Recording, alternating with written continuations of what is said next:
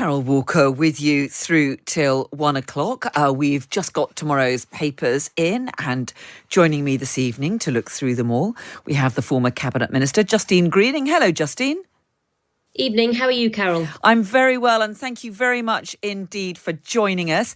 And we also have Mary Cray, former Labour MP and now Chief Executive of Living Streets. Hello, Mary. Hello, Carol. Great to have you with us. Thank you very much indeed. Let me just take you through the headlines of the front pages, most of which we now have. And of course, as we would expect, most of them looking forward to the Prime Minister's speech in Parliament and address to the nation tomorrow. The Times, new 10 p.m. curfew for pubs and restaurants. Also reporting on the bright side, let's say goodbye to the winter blues. And the Times has snapped a great picture of Boris Johnson out for his morning run yesterday. The Daily Telegraph, the second shutdown begins. Also, the Telegraph reporting toilet roll panic buying fears have spread online. The Guardian, pubs and restaurants face 10 p.m. closing time as COVID fears grow. The Guardian also looking ahead to Keir Starmer's what would be a big speech to a Labour Party conference tomorrow. Starmer to urge Red Wall voters to return to Labour. The Mirror hitting home. PM to impose nationwide 10 p.m. curfew. Ban on households mixing likely, but grandparents can look after kids. The Daily Mail, UK slammed into reverse. A picture of a masked Chris Whitty and Patrick Vallance. The Metro, unmasked on the train. A picture of a Tory MP who's been caught on a 60-mile train journey without wearing his mask. The 10 p.m. curfew for pubs and restaurants to tackle virus surge. The FT, global markets rocked by fears over second wave of COVID cases, and the Independent alert level rise paves way for national clampdown. So no surprise about the general agreement on the big story in the morning. Justine Greening, we've been hearing some of the details of what Boris Johnson's going to announce, some of them there in the Times and other papers. What do you make of the approach he's adopting? Well, I think they're very difficult decisions that he is having to take now. And whilst he can obviously reflect on what the scientific advice is, ultimately, these are judgment calls for a prime minister to make. And I think at the beginning of the pandemic, it was very clear, I think, to everyone that there was a health crisis and people understood why you needed a lockdown to deal with that and save lives. I think now the decisions are much more clearly about trade-offs. How is he going to strike a trade-off between battling COVID and saving lives, but also protecting jobs and the economy, getting our children back at school reliably, making sure that wider health is taken care of, and also, of course, the public finances. And they are difficult calls, and he'll have to make his judgment as best he can. I've got some sympathy for how hard it is. Certainly when we were dealing with Ebola and I was Secretary of State for DFID then, you know, I had to make some calls, and there was a period in time when you hoped you had the right strategy, but it had not yet become clear, and I knew that there was no hiding place if we hadn't managed to combat that disease. I think that's where Boris Johnson probably is now, and only time will tell whether the judgments he's making are going to be the right ones. Mary Cray, what about you? We are hearing some of what he's going to be announcing, this 10 o'clock curfew on pubs and restaurants, serving only at tables, some restrictions on some of the bigger gatherings. Do you think that's sufficient? Well, it was listening to the scientists today. It was pretty sobering stuff to basically hear them saying we could be at 50,000 cases a day and 200 deaths a day by the middle of November. we are in very difficult territory here, and we can see from some of the pre-briefing of this, weddings going down from 30 to 15, potential changes to the rule of six. I have to say, I think that would be a very bad move. It was one of the things that was actually quite simple and that people could get their head around, a bit like hands, face, space. And I think one of the problems around the handling has been this constant changing, the different rules in different countries, and the lack of clear guidance. So I think a consistency on the rules, being very clear on the guidance, and being very clear on the communications as well. He's got a very busy day ahead of him tomorrow, a COBRA meeting in the morning, common statement at 12:30, address to the nation is being pre-briefed at 8 o'clock. Spare a thought for the poor Labour Party conference planners who've had not one but 2 days now of Labour Party conference. Keir Starmer's big speech gets a little mention on the front page of The Guardian, but they will be making some very quick decisions tonight about where Keir is going to be tomorrow. Is he in the chamber? Is he in Doncaster? So all of this is it's very difficult for the nation. And there's a heartfelt wail from the front page of the Times from Janice Turner. How will I survive another lockdown? I think we're all wondering that.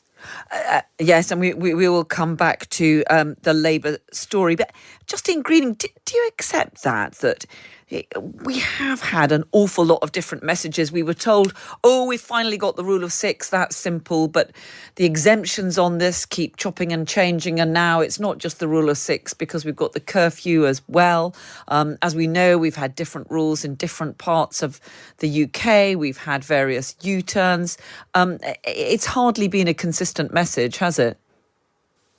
I think the government's had two challenges in a way. One is coming up with a plan to tackle COVID, but then the second has been how to communicate what those judgment calls are and what they mean for the public. And I think Mary touched on this just now. They have to explain what they are doing, but also why they are doing it in order to bring the public with them. These decisions are touching all of our lives. They have huge implications for many people, including their livelihoods, their jobs, their businesses. I think what's crucial now, as you say, Carol, this COVID crisis has gone through different stages. There have been different messages at different points.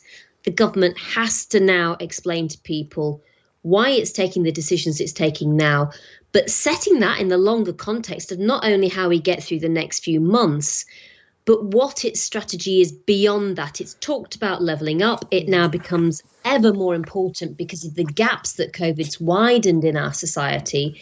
It has to start talking to people about how it's now going to make Britain better when we eventually get through this crisis, as well as talking to them about what the plan is right now to navigate what is an incredibly difficult time for everybody in Britain. But Justine, I mean, he hasn't even got the whole of the Conservative Party on board. There are already several Conservative MPs who are absolutely furious that they haven't had a vote and are worried that these new restrictions are being imposed without MPs even getting a say. And the government should not be wary of going to Parliament, having that debate, airing those issues from constituencies through their MPs, and then reaching consensus. If it has a strong case, it should be able to make that in Parliament. I have sympathy for those MPs that believe that Parliament should have a real chance to scrutinise the proposals and have a say on them. You know, I was in Cabinet for getting on for 7 years.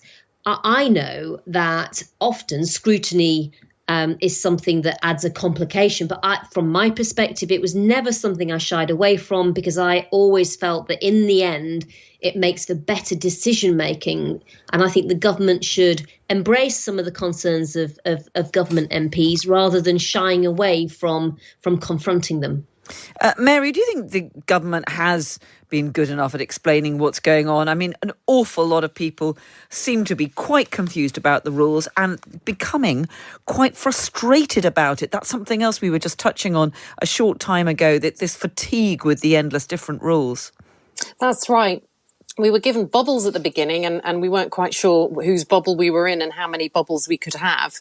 And we've also had, I think it's not just a question of the communications. I mean, we had the end of the press conferences in around June, but I think it is now time to revive them. I think hearing from Chris Whitty and Patrick Vallance today, Chris Whitty's very stark statement that, this is going to be a 6-month thing, all this stuff about it'll be over by Christmas or a vaccine by Christmas, this is now sort of revealed to be really fantasy. The vaccine is going to have to, all vaccines, and there are 9 candidates, are going to have to go through trials, and really that's clutching at straws. This is the new reality.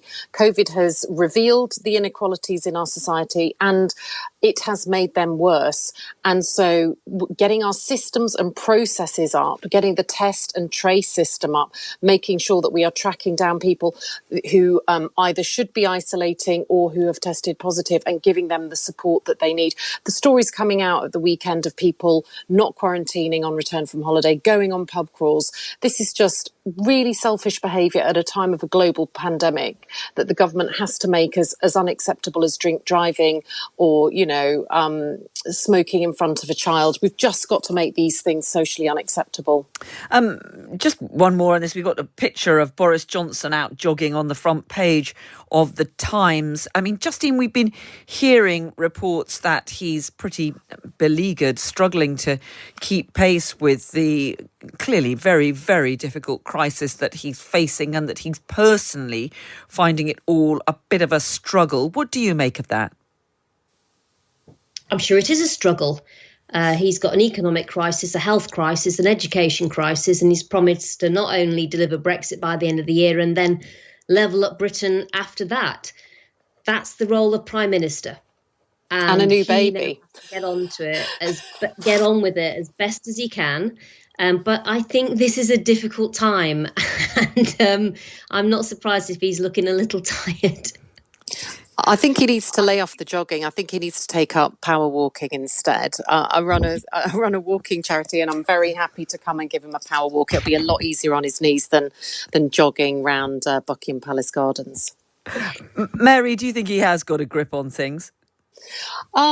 I would say things are, haven't been going brilliantly. And I would say that last week it was around test and trace, the rationing of the COVID tests. We were told that anybody who suspected they had COVID should get a test.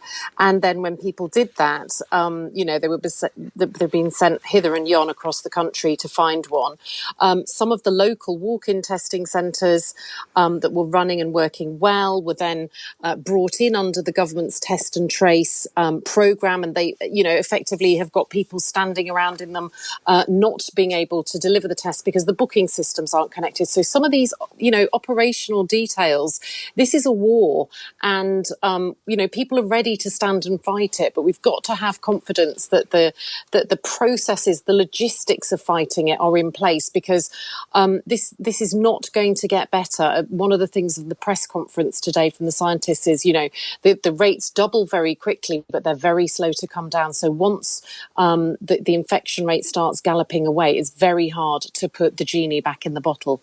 Apparently, toilet roll panic buying is already underway.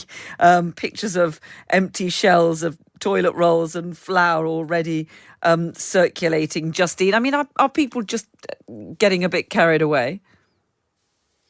Well, I think what we learnt last time was that allowing our supermarkets to manage supply so that it could meet demand was by far the best way of making sure that supplies didn't run out, rather than panic buying. And I hope that people can hopefully have some reassurance that our supermarket system actually did manage to cope well in spite of the huge pressures on it during the first lockdown. And clearly, we should emphasise that as things stand in terms of what's being briefed out, there isn't this sense of a wider lockdown in the sense of the kind we had during mid-March.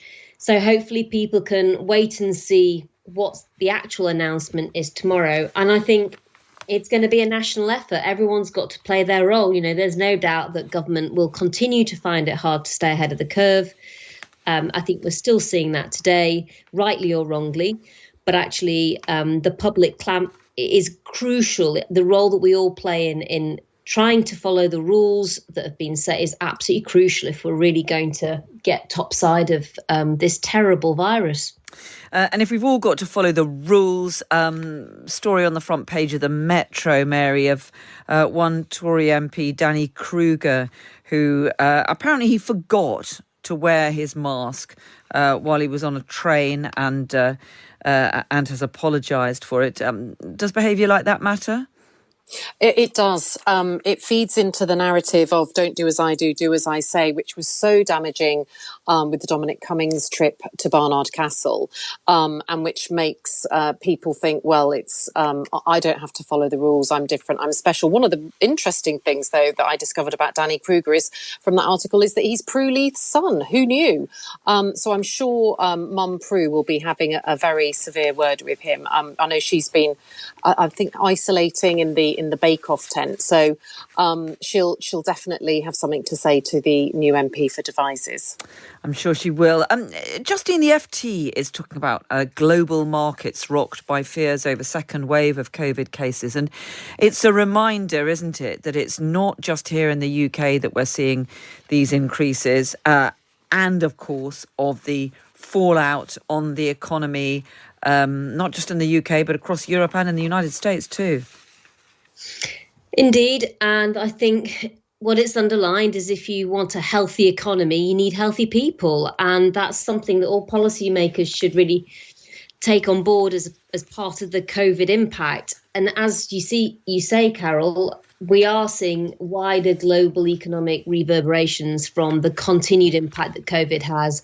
It does seem to me that, you know, perhaps the thing that will buck the markets the most is an announcement ultimately of when we can have a vaccine that's available at scale to, a wide range of the population. But until then, you're likely to see markets remaining extremely jittery as the next phase of what's happening on COVID steadily becomes clear, and governments around the world all react to it in different ways. This is an incredibly challenging time. And I think the key really is for us all to recognise that the more we can do to protect jobs and to look to the long term and opportunity and to understand what this means for young people who are growing up having had, a decade since the great financial crisis and now facing the economic impact of coronavirus, we really have to understand that they need some hope for the future, that policymakers and a wider public understand just how much this is hitting them, and indeed many low-paid people, particularly in hospitality sectors, who are losing their jobs. Let's just look at the Guardian story. Starmer to urge red wall voters to return to Labour. Of course, we'd all probably, or some of us anyway, would have been at the Labour Party conference, which of course is being held online. And tomorrow is what should have been the Labour leader, Sir Keir Starmer's big speech. He is apparently going to appeal directly to the red wall voters who abandoned the party, telling them that Labour now loves Britain and is under new leadership. Mary, is that an important message, and is it going to get through? Yes, as somebody who was swept away in the crumbling of the red wall seats, the so-called red wall seats in December, I think this is a very important message. Under new leadership, or new leadership, signifies a very distinct break with the Corbyn era that has done so much damage to the party's economic and political standing amongst our core voters. It implies a difference with the Prime Minister, with the current government as well. And in this speech, it's being briefed. Keir's going to, appeal to people's patriotism. I think there is an attempt to unite the nation, to talk about pulling together, to rebuild and to focus on hope for the future. And I think that's what's sorely missing at the moment. Justine talks about protecting the most vulnerable, but also the issue about the young people in our society. We have been focused on, rightly, on shielding the elderly, but there are some other very significant casualties in this virus. The people who aren't getting the operations they need, waiting list standing at 2 million. The young people who have already lost 6 months of their education. Yeah. Huge questions now about whether the GCSEs and A-levels are going to go ahead as currently planned. So I think Keir's attempt now is to draw a line under the Corbyn era, distinguish himself from Boris Johnson's administration, and to allow people to get to know him. But it's a very difficult brief given the noise that's swirling around him. And I mean, he is making some headway. I mean, just in latest polls seem to suggest Labour's drawing level with the Conservatives. I mean, do you think that's just a feature of the fact that we've got a government in charge during this terrible crisis? Or is Keir Starmer really going to be gaining ground, making headway in those crucial, what were called red wall seats? I know some of the new Tory MPs like to call them the blue barrier these days. Well, I think obviously it's a very long time till the next planned general election, and I've no doubt that Labour will take some comfort from the fact that they have picked up in the polls. I think in the end the challenge and what voters want to see is almost less about what parties are not about, what they are against, and much more about what they're actually for. And I think that's the challenge for Labour over the coming months, is to really set out an alternative so people actually have a choice. We live in a democracy. There are two main parties. I think this sense from both of them that it's okay in British politics just to kind of time it out and wait until the one in power slips up and then you get the chance to be in power instead. I don't think that's good enough for people anymore. I think they want to see a clear-cut vision from both of the main parties that's long-term and that is as has been said, about pulling Britain together. But I think it's got to be about some new ideas, not just simply opposing what the current government is doing. And, you know, it may be that Keir Starmer wants to bed in and if you like, get the internal challenges that Labour has faced resolved first. But eventually he will have to set out a compelling vision for how he wants Britain to change.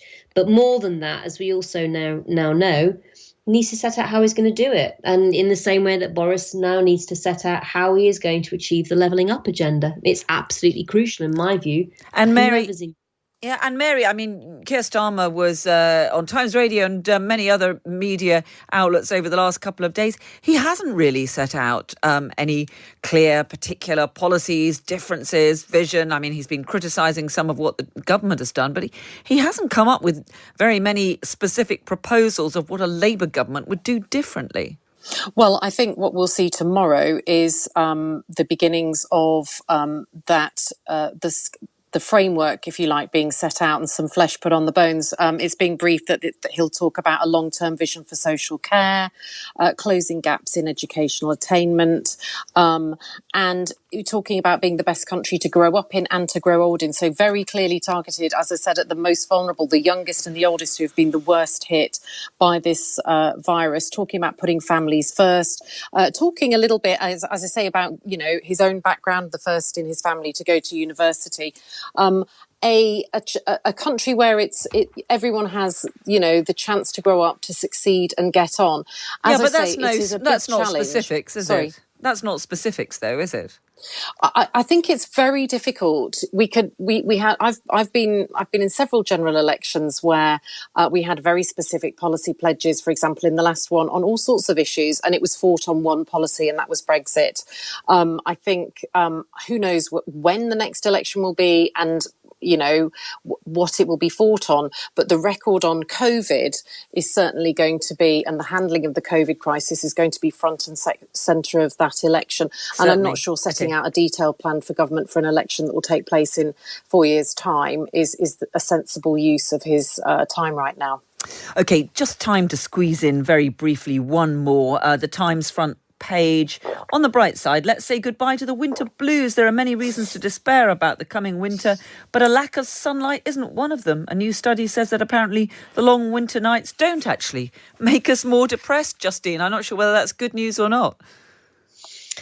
Oh, I don't know. I really like my evening walks with our dog Cooper on Wimbledon Common, so I'm really going to miss them. But I just love being outside. So I'm a gardener. I like the outdoors. So any time of year, I think nature's beautiful. So it doesn't really affect me so much, I suppose. I think we're all there's not much we can do about the long winter nights. So I guess we all have to try and find a way of living with them and the rest of the restrictions that we're all going to have to face. Justine Greening, Mary Cray, thank you both very much indeed for joining us here on Times Radio to look through the front pages of tomorrow's newspapers.